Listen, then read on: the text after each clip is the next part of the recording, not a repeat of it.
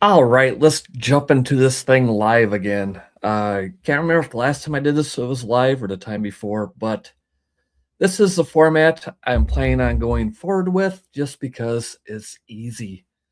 So if you're new to this, which pretty much everybody will be because I don't tell very many people I do this, I like to do a weekly debrief on what's going on in the world, across the nation, and most importantly to me locally, just to keep myself in check with a practical preparedness perspective. Uh, if you look at a majority of the prepping channels on YouTube and other sources, it's all doom and gloom, and you need to do this, the world's going to end.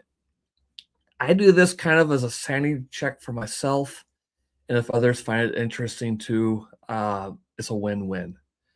So let's dive into the slides for the debrief that I've been doing. These are evolving over time. They're mostly to keep me on track on this video. I break down what I'm focusing on three categories: international, national, and regional slash local, just to get the big picture. So, overall, internationally, from my standpoint, things are overall calm. Yes, there's the normal violence and military escalations around the world, a lot of saber rattling with Iran right now, but nothing that's really has me too concerned. It's kind of the run of the mill stuff. Nationally, it's been pretty calm as well the last couple of weeks, which is nice. Uh, one item did catch my interest. It's more of a curiosity. Is to close airspace near El Paso, Texas. Uh, area around the airport was closed down for a while, and I think initially they said it was going to be closed for like 10 days. Then within an hour or two, it was reopened again. And there's been several reasons why, given anywhere from uh, drones from the cartels in Mexico crossing over to military testing a new laser and a bunch of miscellaneous stuff. S2 Underground on his weekly update. The link is down below. If you're not subscribed to S2 Underground, you should. Lots of great unbiased information presented there. He goes more in depth on some of the theories of what was causing that airspace shutdown around the El Paso airport. But he mentioned something that I didn't realize is that there is another area of a no-fly zone near El Paso that's still going that nobody's really talked about. So I found that kind of interesting. Again, the link down below to check that out. Regionally, for me, I live pretty near to the Minneapolis, St. Paul, Twin Cities area in Minnesota, and things are calming down there, which is nice. Ice is drying down. The protests seem to be leveling off. It seems the state of Minnesota is working with the national or the federal government a little bit with immigration, uh, kind of being the way it should have always been, but I digress on that. For me, my state of alertness for the Twin Cities is back to normal. I'm back to my restrictive travel status of I do not go within the 694 494 loop that goes around Minneapolis, St. Paul proper. With the exceptions, is I'll go directly to the airport to fly out for work, or to one of the major hospitals if need be for friends, family members, that kind of thing. That's not because of the ICE presence. This even predates the riots right after COVID and the COVID before. I mean, I've had this policy in place for myself for at least 7 years now. Uh, the Minneapolis St. Paul area is weird at best, and it's just not a place that I am comfortable with. My personal choice. We'll just leave it at that. And this is a guy that used to live in Minneapolis for about 2 years when I was going to school down there. So this just not a good place for me to be. Um, I kind of skipped over in the slide here, but I guess national, there is something else that really caught my interest, and that was the Super Bowl ad for Ring. Uh, they're advancing with AI technologies, and they have a new feature where it's like a pet alert type thing where if your dog runs away, if your neighbors are signed up to it, they can track your dog down with it using AI. And on the surface, that is very cool. I like the technology. I'm wishy-washy with AI in general, but there's some good things with it, but there's some things that just concern you. And I'm not in the boat of, you know, the movie Terminator is becoming a reality.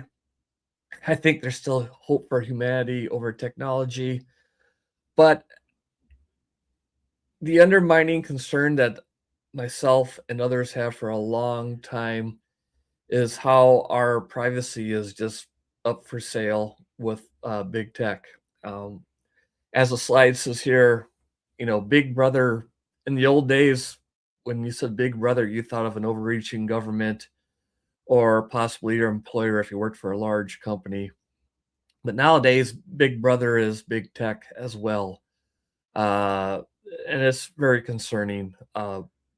As the slide shows here, I have Ring cameras on my doors. In my house, I have Google, Microsoft, Apple, all modern conveniences and technology that I love, but they are spying on me and you. We all know that. We all get the targeted ads. They're selling our data online to the highest bidder. Our privacy is pretty much unexistent at this point, and we can always go back on the old mantra, well, if I'm not doing anything wrong, why should I worry about it? And in many cases, you are correct, but just in general, I don't like the idea of my personal information being used for somebody else to make a profit. It's all our little apps on our cell phones and everything. The old saying, if the app is free, you are the product. So that Ring commercial with their new AI and linking all the cameras to track dogs has me a little concerned. Obviously, if they're tracking your dog, they can be tracking you. And, now you're coming into, your Fourth Amendment rights and stuff like that with search without warrants and all that kind of stuff. It's a slippery slope that I want to avoid. So, what am I going to do about that? Or what can we do about that? Because I don't want to give up the connectivity of my professional life, my family, my friends, and just the ease of using these fantastic smartphones and the computers to, with a couple swipes, gather all the information I need on something, get travel directions, buy items, all that kind of stuff. But I am looking at limiting it where I can. I'm not going to be able to give up the smartphone entirely. A lot of my work is on the smartphone. Uh, Being active here on YouTube, I use it quite a lot. I record a lot of my videos with my smartphones. It's easier to carry around. But maybe I need to start thinking about doing that less and less as I can. Maybe getting, a quote unquote dumb phone to carry around with me day to day, where I'm limited to just voice calls and texts, and I'm not connected to data to the internet. That may be a thing to consider. But one thing I have been working on, and I've been more motivated, it's kind of a coincidence that that Ring ad came out and had me wondering what I'm doing, uh, just in my home, far as information gathering capabilities. I'm starting to build my own home network that's going to be air gapped and running off of Linux, just simply because I'm tired of the random updates. I'm tired of the bloatware. I'm tired of the spyware. And I want to build a system where I can gather some information uh, locally, perhaps broader, without relying on the Googles, the Apples, the Amazons. Will I be able to get all the news headlines and stuff that I want? Like, I typically surf through ground news every morning. Uh, yeah, I'm still going to have to have some type of internet access for that kind of stuff. But I'm looking at building out everything for, especially for comms and local information. As you may know, my main YouTube channel is Scout75, where I do a lot of amateur radio, GMRS, mesh networks for local and regional communications. Portable is kind of the niche I'm going into. So I'm going to be doing a lot more of that. Again, a Linux-based air-gapped home network where I can keep my important documents, my pictures, uh, my information off of Google, off of the internet. We'll see how that goes. So, and I'm really considering getting a second phone, get a second phone line where it's not necessarily a burner phone per se, but again, no internet, just the contacts I deal with daily. So if there are disturbances in the force, as you will, they know where to get a hold of me. A lot of this has is fun. As I go down this path of collecting news and information on non-internet avenues, uh, the tech prepper has been going down a similar path almost spontaneously at the same time I have, and I've been following his videos on that.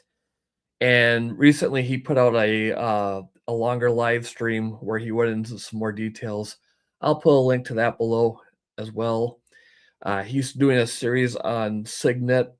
That's a popular buzzword these days. Signal intelligence. A lot of it is amateur radio related. A lot of it is not. Even if you have zero interest in being a ham, I suggest you follow the Tech Prepper on YouTube as well.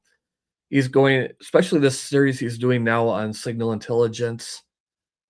He's doing things with SDRs and Linux and stuff like that, where I think it's worthwhile for you to check into, just for entertainment value at a minimum, and learn a thing or two about the technology, the older technologies that we can be incorporating to avoid the internet.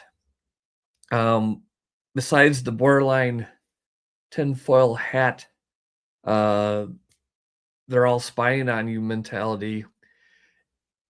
Going back to the bigger picture, if things spark up internationally with the United States, my main concern, of course, is with China when they will be invading Taiwan in a few years, or if the Ukraine war causes Russia to go into its death rolls and they decide to go out with a bang, or if things with Iran escalate, so on and so forth. If there is a larger full-scale war that the United States is going to be involved with, more than just dropping a few smart bombs here and there, if there's going to be a large-scale invasion, now you're going to expect to see attacks on the U.S. homeland, and it's not going to be troops storming the beaches or parachuting in like a movie. It's going to be attacks onto our infrastructure. Words are hard. It's going to be attacks on our infrastructure and our internet. There's going to be cyber attacks on our financial institutions, cyber attacks on our infrastructure, that kind of stuff. So expect the internet to go bye-bye with no warning for hours to days to months at a time. Uh, the US government may be shutting off GPS across the US or greatly degrading its accuracy out of protection uh, of drone attacks or that kind of thing. So a lot of these technologies that were at one time when I was a little younger a novelty or a convenience is now a dependency now. We all rely solely on devices like this to get you to a place you haven't been to before or recently. We are all using Apple Maps, Google Maps to find your directions to a store or to a friend's house or your next business trip. Uh, I'm putting more focus on the old school ways. Uh, Kind of derailing off my topic list, but I covered them all. Uh, in the mid to late 90s, when I started working professionally, when I was doing my internship at my first place. Part of my duties as the intern was to drive the company truck to make some routine pickups and deliveries. That was when online maps were in its infancy and nobody had a cell phone. There was a uh, company phone that was permanently mounted to the company truck that you could call, uh, and that was it. So to find our standard locations, we had a 3-ring binder that had maps printed out, or handwritten even, uh, typed out directions turn by turn on how to get to a place. And if you had a route to go, you had that binder open and you followed it to the place you're going to if you weren't familiar with it. And before you left the parking lot of the first stop to the second stop, if you weren't familiar with it, you kind of mapped out your route and you hand wrote which directions you'd take. Uh, I gotta start practicing doing that again because I'm serious. I'm not trying to freak anybody out, but when China invades Taiwan to reclaim it, expect our internet to go down. So, all right. I started off by saying I'm trying to take away the doom and gloom, and I brought a little bit on, but uh, yeah, there's gonna be more videos. I might have some standalone videos here. Definitely will on Scout 75 channel on building out my little air gapped Linux based home network. So check that out if that's your sort of thing. We're getting over the 15-minute mark, closing into the 20s, so we'll call it good. I'm going to continue to do these live. I'm going to try to get on a cadence to do them at the same time every Sunday. My goal is 6 a.m. local. Late start, obviously, this week. I'm going to get into that pattern, see if anybody is willing to watch this live, and maybe we can have some discussions in the chat, see where it goes. So until next time, stay safe out there.